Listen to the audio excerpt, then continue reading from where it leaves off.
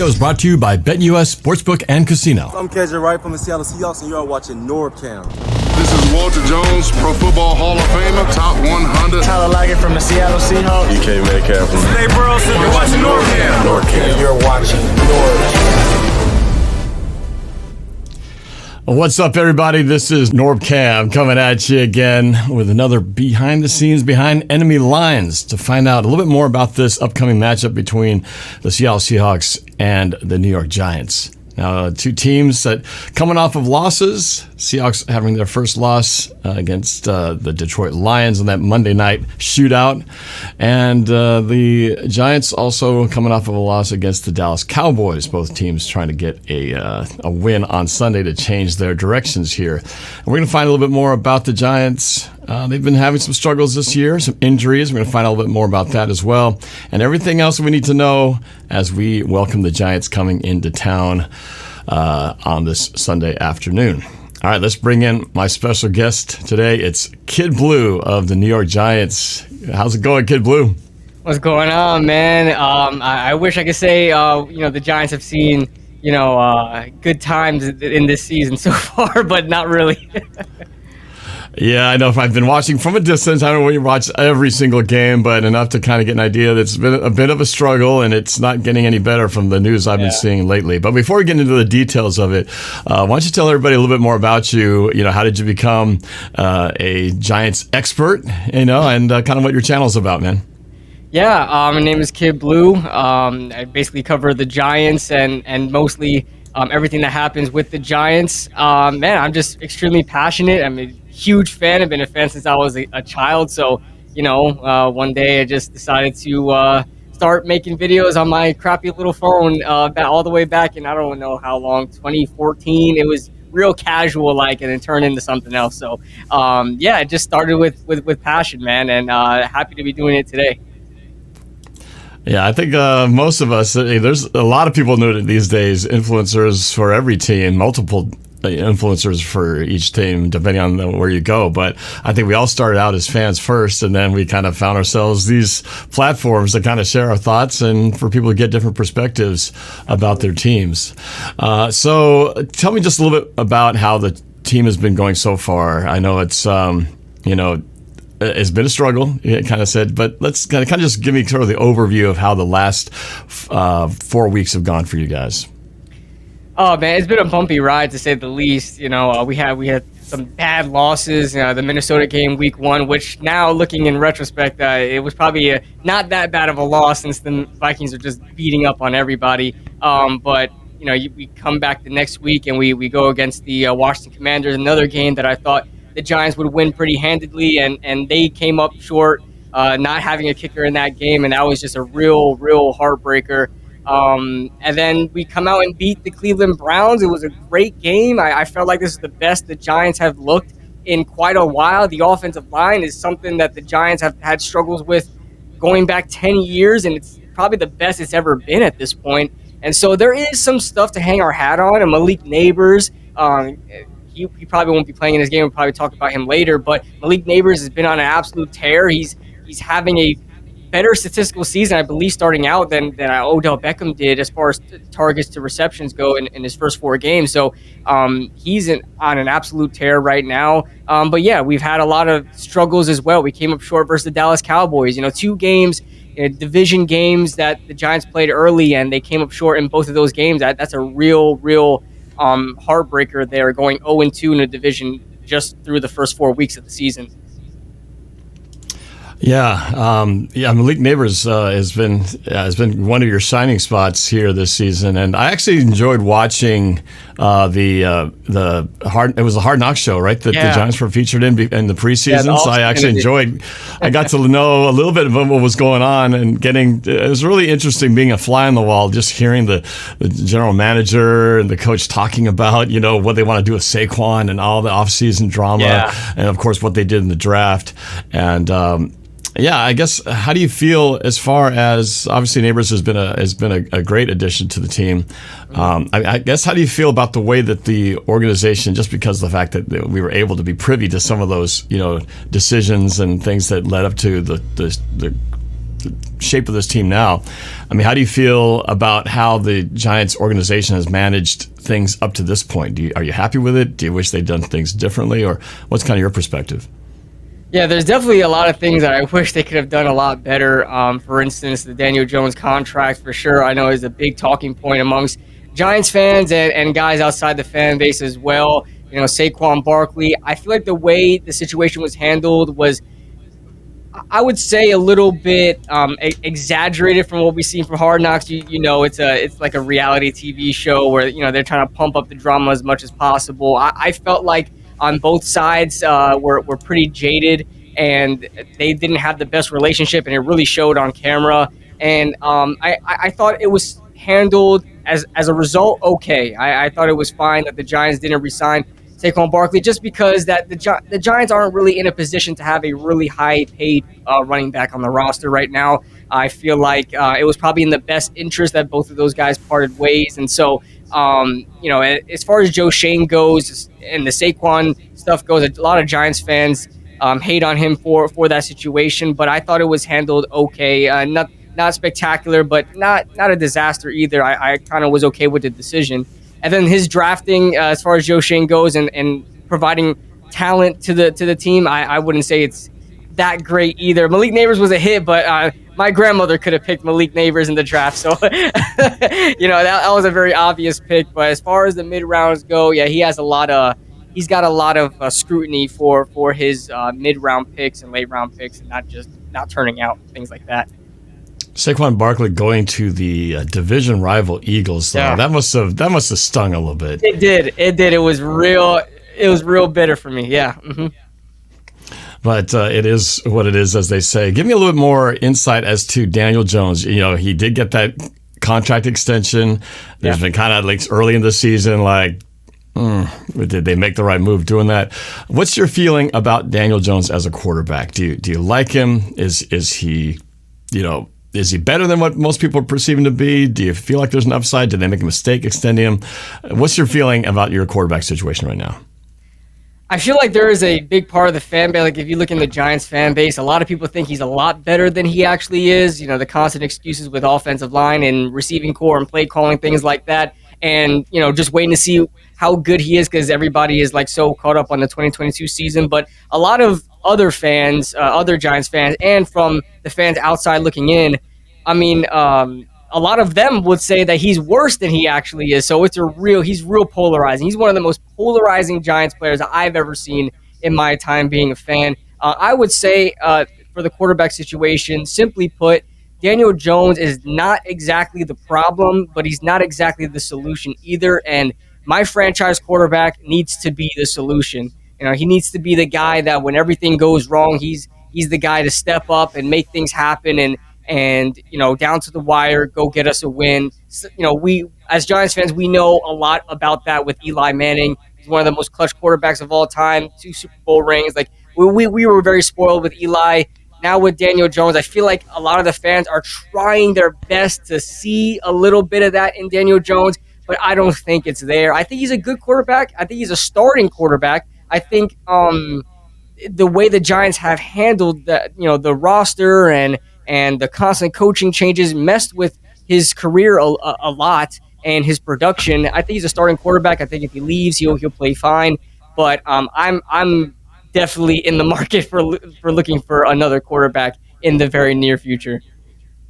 It is crazy how much pressure there is on the quarterback, whether it's your first-round draft pick coming out, like the Chicago and Caleb Williams, to a quarterback who moves to another team like the Vikings, and all of a sudden Sam Darnold's looking like, where the heck's this guy been all this time, right? And it's amazing how somebody you thought maybe he's done, not going to ever really lead a team, has got a team undefeated. It's just finding the right fit. But as it is right now, we know it's going to be Daniel Jones moving forward, at least for the near future. Let's start getting into this game a little bit. I know that the injury bug has been pretty bad. It was bad for the Seahawks last week. We were missing a whole bunch of guys, but we're getting some of them back this week. Your biggest blow, we've just been talking about it, Malik Neighbors. I believe that's officially he's been ruled out of this game. And your running back Singletary, I think, is also questionable or doubtful, actually. But you tell me, are there any other injuries, key personnel that we need to know about who are not going to be active during this game? I would say that's probably the biggest two injuries right now. Our starting running back and obviously Malik Neighbors, who kind of makes everything happen for the offense right now. I feel like losing Malik Neighbors, I feel like we lost our entire starting offense without him. And then, having Devin Singletary not there either is a big blow. I believe Wan'Dale Robinson showed up on the injury report, but he'll play. He's been a real favorable target for Daniel Jones, especially on third down on the underneath game. I believe Brian Burns has an injury, and Andrew Phillips sustained an injury, I believe, in that Cowboys game. I think he's playing as well, our rookie slot corner, who's really made a name for himself early on in his rookie season. So I think that's just those are the biggest problems. And Malik Neighbors out with that concussion, and Devin Singletary, I believe, with a groin injury. So Tyrone Tracy, our fifth-round draft pick, our running back, needs to step up, and we're probably going to see what we get in Jalen Hyatt. He has 0 targets, 0 receptions, a bunch of nothing in this season so far. He hasn't got a lot of playing time, but I assume that he's going to be the next man up now that Malik Neighbors is not going to play. So I know offensively you've had your struggles. Without Neighbors in there, it's going to probably be even more of a struggle just in terms of point total for the season. It's been a little bit down for you guys. But tell me, let's go into the specific matchup here. You guys come into very angry Lumen Field. I'm going to be there in person trying to make as much noise with the rest of the 68,000 in there, which is something we're very famous for doing. What is your thoughts on, for the Giants to get a win out of this a game on Sunday? What's it going to take? What are the keys to the game for you? I'll tell you what, the Seahawks the past couple of years have beat on us. I think we faced you guys the past 2 or 3 years, and you guys have beat us every single time pretty handedly, like no competition there. So not having Malik Neighbors is a big blow. I don't know what the Giants need to do to get a win here without Malik Neighbors. These past 4 weeks, yes, we've seen a lot of flashes from Darius Slayton every once in a while, Devin Singletary, who isn't going to be in this game either, and the offensive line keeping Daniel Jones upright and allowing Daniel Jones time to make some plays and get his legs moving. As far as what the Giants need to do, they just need to execute, near perfectly. No turnovers. The Giants haven't really turned the ball over much besides Devin Singletary fumbling, but again, he's not playing, so that won't be an issue. But just play mistake-free football and give yourselves a chance and hope that the opposing offense turns the ball over and you gotta score off a turnover. That's probably the best way to handle it in this game. There's no specific matchups to target because the Giants are kind of short-manned on offense. So it's gonna be a hard-fought battle for sure. Puts a lot of pressure since the offense is so shorthanded. It puts a lot of pressure on the defense. And one of the strengths I feel from what I've read about for the Giants is your defensive line is actually one of your strengths. I mentioned Brian Burns. I assume he's playing. He's just maybe a little bit banged up. Yeah. But it sounds to me like the defensive line might be one of those places where if you're going to find a source of strength that's a pretty good area for you guys. Tell me a little bit more about your D-line. What can we expect? Because if I were to throw out one of our biggest weaknesses, our O-line, being frank, is pretty trash. We've been fortunate that Gino's been able to light the scoreboard up despite the fact that we've had some pretty poor line play, particularly in the interior by our offensive guards. We are banged up third string right tackle. It is a patchwork line. So we have a very, we're hanging in there, just stitched together offensive line going against what could be one of your strengths, the defensive line. How do you see that matchup going? Yeah, as a Giants fan, I feel your pain for sure because I've had to see practice squad players starting on my offensive line throughout a number of years. But as far as the Giants' defensive line goes, they've gotten off to a slower start. They're definitely on paper probably one of the better defensive lines in football right now. Brian Burns, Kayvon, and Dexter, that trio there is scary enough to think about. But as far as their production goes, they've kind of gotten the ball moving in the past couple of weeks. I'm excited to see where they go on from there. But yeah, they've been pretty strong. Dexter Lawrence, is an absolute problem on the interior. He gets double teamed, triple teamed constantly, and it's just not enough. You have to put the entire offensive line on Dexter Lawrence for him not to get to the quarterback. He's probably top 10 in pressures right now as far as defenders go. Brian Burns, he's shown up a lot. We want to see a little bit more from him, especially in the sack category. He has 1 sack, and it ended up as a strip sack on Deshaun Watson, which is pretty cool.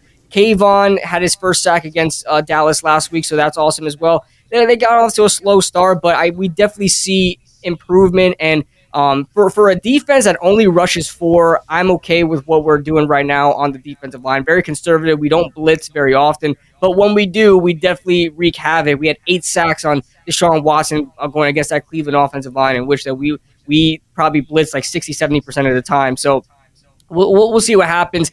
As far as the matchup goes, I do like the matchup with the Seattle Seahawks offensive line. So I'm excited to see if the Giants D-line can kind of boost their progression a little bit against the Seahawks offensive line. The Giants definitely need a pick-me-up, honestly. The Giants are 1-3. You mentioned the win against the one single win you have against the Cleveland Browns. So I wanted to ask you a little more about that. How did you guys win that game? Obviously, you got pressure on the quarterback, blitzing a lot. What else went right for you guys to win that one game that you've won this season? Oh, man, it was just a great execution on offense. I mean, I could talk about the defense all day in that game, but I think the unsung hero there is the offense. I mean, Daniel Jones was 17 of 19, I believe 180-something yards and 2 touchdowns by halftime against a very good Cleveland defense that I thought the Giants would have no chance scoring on, and we did that pretty well in the first half. In the first half, we scored 21 points. We didn't score any in the second half. That's because the Giants kind of got too aggressive, and they really didn't take advantage of all the opportunities they were given in that second half. But the offense was pretty perfect in that first half, and that's how we really got the Cleveland Browns to kind of get demoralized in the second half, and really they had nothing left. The defense, again, we kind of got away from the Shane Bowen defense of conservative soft zone coverage, and we started blitzing the heck out of the quarterback, and we got to him 8 times. I don't believe we had an interception, but we really wreaked havoc on their offensive line and really rattled Deshaun Watson. So I'm really happy with that game, and hopefully we can replicate that. But the unsung hero there was definitely the offense, scoring 21 in the first half. Yeah, it's one of those things where you look back and go, well, we did win that game and we played pretty well, but then you go, oh, but we also don't have league neighbors this week. So I know how hard it is to go, well, we did do it, but we didn't have. Yeah, so now we don't have. It'll definitely be an uphill battle, objectively speaking. But I do want to get to a score prediction for this game. But before we do that, I just want to go quickly do a shout out to, again, our sponsor of this video. This video being brought to you by BetUS Sportsbook and Casino. And right now, they've got the Seahawks 7-point favorites over the Giants. If you like those odds, or any game, really, you could go to BetUS. And if you use the YouTube code up there, YouTube150, you'll get 150% sign-up bonus match to your deposit and 125% on your next 2. And that will give you house money to play with. Any game, they have multiple sports, not just football, different prop bets. You can have a lot of fun in here, and it's something to check out. So go to BetUS and make sure you sign up and take advantage of that bonus. All right, so let's go back to this wrap things up. All right, I know it sounds, just by hearing your voice, I hear you trying to be positive, but yeah. I know it's hard to do, which personally I would have loved to have seen the Seahawks go against league neighbors. Just there's that part of me that's relieved because, like, okay, maybe you have a better chance of winning, but you also want to see like really good football, right? Just exactly. Like when we played the Lions last week, I felt like we lost and we made it close, but we'd had half our defensive line missing, so I felt like we didn't really see like our true selves. So I'm still wanting to get that true test of like, if we're fully loaded, how do we look? And now for you'll be like, well, we played the Seahawks and we didn't have this and that, so it's going to be one of those asterisks by how it goes. But we have what we got, so let's hear your score prediction for this Sunday's game.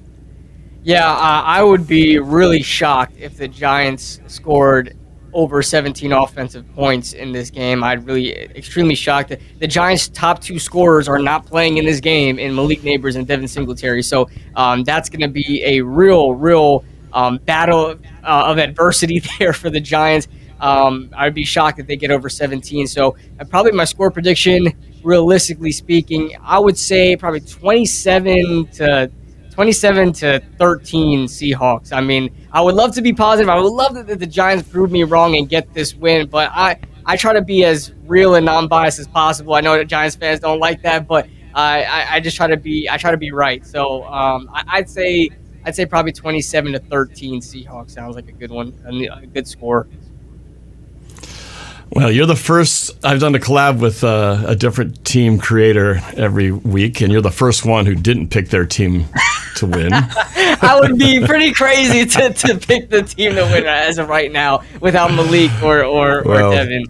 I sure hope you're right. And my score prediction is not that different from yours. I've got a similar feeling. I feel like the Seahawks, they've got a bunch of their guys back. Not everybody, but they're still missing their star rookie defensive tackle, Byron Murphy, still out with that hamstring. But they do get, finally, Uchenna Nwosu back for the first time this season. Boye Mafe. Leonard Williams will be playing. All these guys, Julian Love, who got knocked out of the game. So these guys are all back hungry to show what they can do against their former team. But with that, I feel kind of the same way you do, that they should be able to take care of business. If they don't do anything stupid, don't turn the ball over, don't make any dumb mistakes that just give the ball or the points away. I feel like they should be able to control this game by a very similar, actually the exact same margin, except I've got 28-14. Okay. Seahawks over the Giants. Same differential. You had 27-13. I went 28-14. Obviously, the odds makers say it's going to be at least a touchdown. We'll see how it goes. That's why they play the game, right? You just sometimes you never know how the ball's going to bounce. Exactly. But before we sign off, man, thanks again for doing this. Tell everybody where they can find you. I've got your YouTube link in the description. But if you have other socials that you would like to promote, this is a great time to do it, man. Okay, well, yeah, Kid Blue KB. You can find me on YouTube at KidBlueRB27 and also on Twitter or X and on Instagram, Kid Blue Official. So that's where you guys can find me for anything Giants related. All right. Well, thanks for doing this, man. We'll see how it all turns out, see how accurate we are when all the dust settles on Sunday. But after Sunday, good luck moving forward, man. I hope you can wreak havoc with the rest of the teams that you go against, especially if you're playing in our NFC West brethren. We definitely will be pulling for you, man. So. For sure. All right. Thanks for joining me, my guest, New York Giants content creator, Kid Blue. And for the rest of you, thanks for watching the show. And again, special thanks to my sponsor, Bet US Sportsbook and Casino. Don't forget, I'll be live streaming the game from inside Lumen Field on Sunday, so check that out so you can experience what it's like inside the stadium during a Seahawks game. And more videos to come. We'll talk to y'all later. Thanks for watching. Go Hawks.